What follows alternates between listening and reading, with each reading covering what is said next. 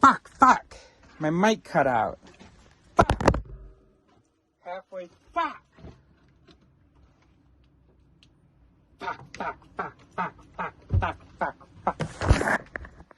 God damn it. I absolutely need to find a lip reader to help me with that. Oh, fuck. I don't like the way that this makes my voice sound when it's on the lapel, so we're going to try this. Let me just make sure I'm recording. So, I realize that we find ourselves in a predicament, me and you. And in a second, I'm going to go on a tangent and change from the word realize, because I want to take advantage of us being here together, being able to think out loud. But first, let me explain what the video is supposed to be about, which is that on the one hand, on this channel and in most of my conversations, I am talking about the mind, and it really sounds like, I'm just yelling at you, saying you're stupid and that you don't understand the things that I understand, and that's real. That is what's happening.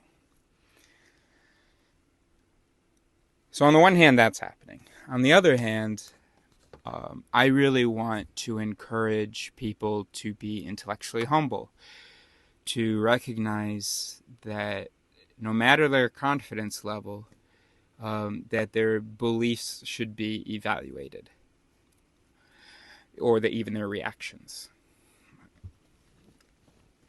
So it kind of seems, it's a difficult situation that I often find myself in, where I'm going to be seeming very, very sure of what I'm saying, and which people associate with being closed-minded. They will probably have a difference of opinion because of a difference of information about the brain. And so while I'm saying, no, but this is what the research says, and they're going, oh, no, but this is how I see it, it's going to look like I'm not being intellectually humble. And maybe in this instance, I am not. In fact, it would be really difficult for me to, when talking about something that is like empirically based, and something where I know why you disagree, I know why you think that, I spend my time thinking about how evolution programmed us to sort of hide the machinery, or not see the machinery of ourselves. And that's why I'm able to be so confident. I'm only able to be confident about my position in a disagreement if I understand the reason for the disagreement. Otherwise, I will be very much, hold on, why are you saying that? What's going on here? Am I missing some great, important truth? And then sometimes I am. I get to the bottom of it by drilling them, bunch of questions, getting their reactions to a bunch of things, and I see that I was very wrong. I did not seem humble at the time, so they are shocked at the end of the interaction when I go, there it is, that's it, okay, I got you, because I was making this mistake, blah, blah, blah. And they thought we were in some kind of a competition or something. Anyway, but they didn't think I was being intellectually humble. But then sometimes when I'm talking about the thing that I spend the most time thinking about, that I'm autistically obsessed with, or OCD obsessed with, I guess, well, that's based on a whole bunch of information. So it's going to be even harder for the conclusion of that interaction, for me to go, holy shit, yeah, you've read none of what I read, and I'm just trying to explain to you the conclusions from what I read, but that thing that you said has just changed everything. But it's happened. Not everything, right? Actually, yeah. But it's happened. So anyway, the point is that the situation we're in is that I seem to not be demonstrating intellectual humility, particularly when talking about the mind, maybe anything in ethics, morality. Well, no, anything about the mind. I don't demonstrate intellectual humility while asking for intellectual humility.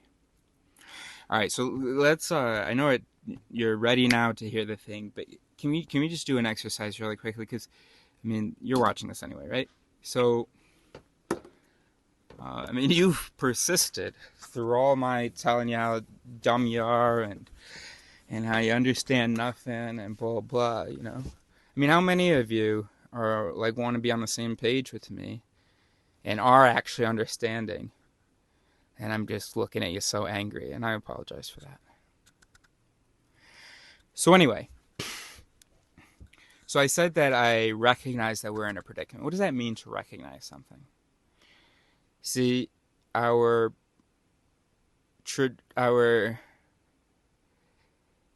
natural or current understanding of the mind, a definition might be, and by our, I mean the public, okay? Our definition might be, am I still recording? Our definition might be that I just had an idea. That an understanding of something is now a part of me. No, that a thought is now a part of me. It was not a part of me before, it is now a part of me. Okay. But because I want to try to recognize that you and I are on the same page here, we both know that probably, I say probably, but it's just, honestly, nothing has even come to mind yet. So what an unfair thing to say probably, but hey, I have a human brain. I said probably just because I was feeling good about something coming. But in reality, nothing had pre-livered. I don't have anything yet, but I do actually. And that's kind of what we're talking about, is that we know that when you realize something, often it can be one of, let's say, two moments. In this case, it was a moment where I heard the words that express an idea. And it was the first time hearing the words. Not even necessarily, but it felt like the first time. I've realized things repeatedly. You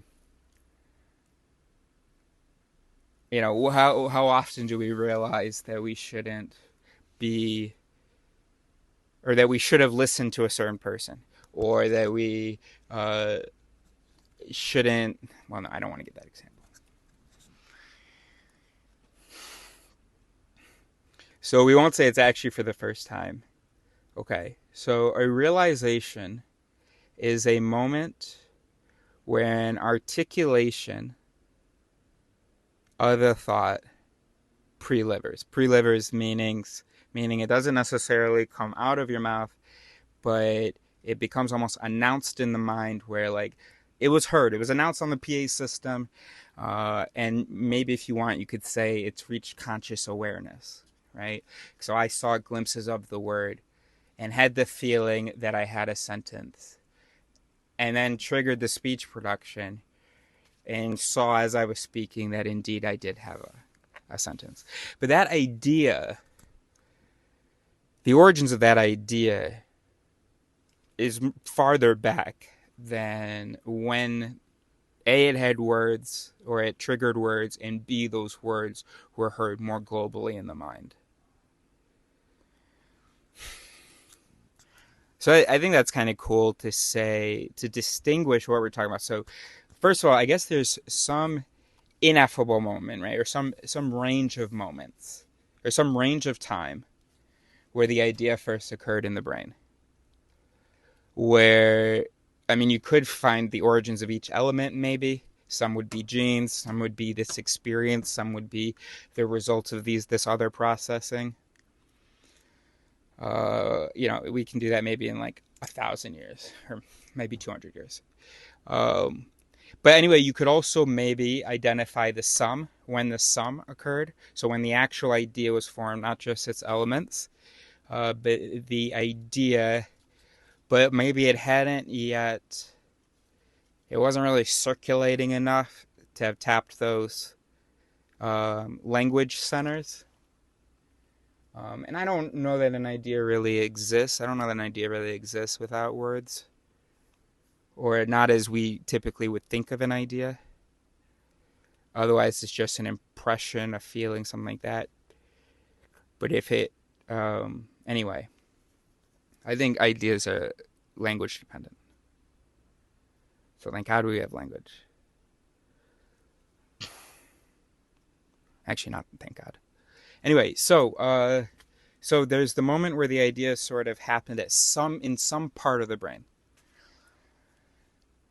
And then there's the moment where it engaged the language center. Then there's the moment where it sort of pre-livered. So maybe we could say that now, yeah, the actual speech production area, not just the general language, whatever, but the speech production was engaged. There was probably some motor cortex priming.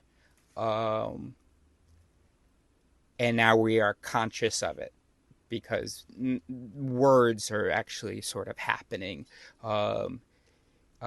in preparation for some sort of external delivery.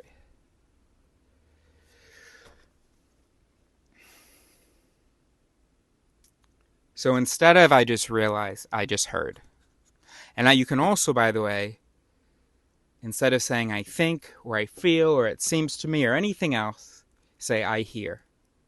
Okay? Some part of my brain has gotten loud enough for me to have this impression, this belief, whatever, this judgment. And so replace all of your I think, because no, you don't. I feel, it seems to me, whatever. You can just say hear. You don't have to say I. You can just say, or you can say heard. You can say, he or she's not going to do a good job on that. Oh yeah, that's better than, you don't use the subjects, otherwise that actually means you heard it from someone. So you say, hey, just heard. She's not going to do a good job of that. Maybe that means I just realized. Don't know when you actually got that judgment, but this is now a thing that is to be said now. It's a thing that you are fully aware of, in a sense. So that's good. So let's use here. Now, by the way, if you're thinking, oh no, but we already have hear that, I hear that, like that, I agree with that, we're actually not going to be using that anymore. We're saying sings. That sings. Instead of saying, oh, I believe, or I agree, or that's right, or whatever, you hear something that, someone makes a claim, and it vibes with you, it makes sense, it sings. Ah, yeah, okay, that sings. Couldn't say why. Not going to confabulate right off the bat. Don't really know what's happening in my mind. But I do know that after hearing that, I have the impression that good. Not even going to say I agree with that. Can't even be sure I actually understood that in any meaningful way. All I know is those words hit me, and I'm like, cool. So that sings, right? And then the opposite is that shopes. But we're not going to get into the whole vocabulary now. Anyway, so heard that we're in a predicament. Heard that we have a little bit of a situation, which is that I'm telling you how dumb you are, and just not sounding open-minded. Of course, we also know that what sounds open-minded or sounds closed-minded doesn't necessarily reflect what would actually be a demonstration of being open-minded or closed-minded, right? It's not like we evolved to have a sense for when someone is being open-minded or closed-minded, right? We use clues like maybe how much the person is talking or something, and a lot of the clues are a lot more subtle than that. Could be facial expressions, just a vibe you're getting, stuff like that. So it would have been really cool to evolve to be able to, in facial expressions, detect lying. You can learn that, right? You can learn all the facial units, the 52 or whatever, Paul Ekman, and the different micro expressions that happen like that. So the information tends to be in the face when we are deceiving. So it's available. It would have been amazing if we had evolved, or maybe not, actually. Maybe not. But maybe not actually. Maybe not. But anyway.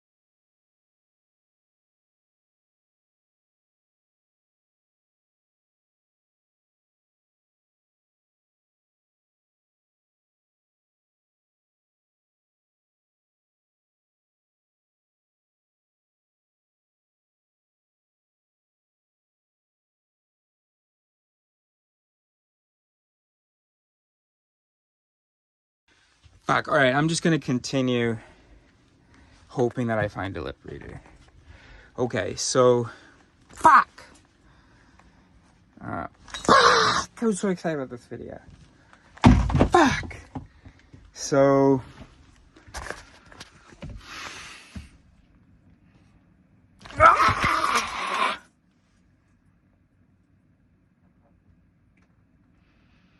So... if we know that we are brains... No, fuck you! Alright, just in case, let's try to remember what else I was gonna say. We have to kind of do it out loud. Oh, by the way, another thing I was gonna say when I was thinking about making the video, was that a lot of times I seem like I'm not humble because what happens here takes place out here, right? I don't think, you know, it's not like I think and then I produce these spoken thoughts. When I'm in a conversation is when I do the best thinking I've done in weeks, and I'm just listening to what happens. And then, you know, what happens. Anyway, so the only way to change the brain is to give it something new. And if we want these cavemen brains, we want to take them to the next level. New words are great and new associations are great, but also it's thanks to that you got all kinds of, I mean, religion wouldn't exist if we didn't, if associations didn't go as far as they did, right? If we didn't have language, right, we wouldn't have such complicated concepts that exist only in language and in some basic feelings, but they only basically exist in language religion, right? I can't go like this. Oh, I believe this is here, right? So anyway, so yeah, we got language, which enabled us to do a bunch of fancy things, politics, good and evil, beliefs, good and evil, you know, whatever. But look, if we want to actually be able to do those things, actually have meaningful sort of ideas, if we want to actually use these things that accidentally evolved as part of us, that these new capacities that we have, if we want to take it beyond just saying gibberish that sounds like it makes sense, well, we have to teach the brain. We have to teach ourselves about ourselves, okay? And that's, I think, what makes me so much better than you, is that I have gotten a lot of information about myself, right? And so that information has been taken into me, and which has changed the wiring in here. Which, yeah. So it's just really stupid that anybody would want me to show them humility. Any person who thinks that they are something else. That's crazy to me. I think that's what I was gonna say in the last 2 seconds. What did I just say? Hey, what's crazy to me? I don't think that's crazy. It's crazy to me that anybody would ask this brain. No. What am I trying to say? Don't know. But, yeah, I'll show you humility when you know what I am, when you know what you are, when you know what is producing the responses to, because I know where these responses are coming from. I don't really get them, I don't really understand them. I can't say how much of them have been influenced by reality, but I know they're coming from somewhere in here. And there's a whole lot of research about how this thing works. So learn what you are, then come talk to me.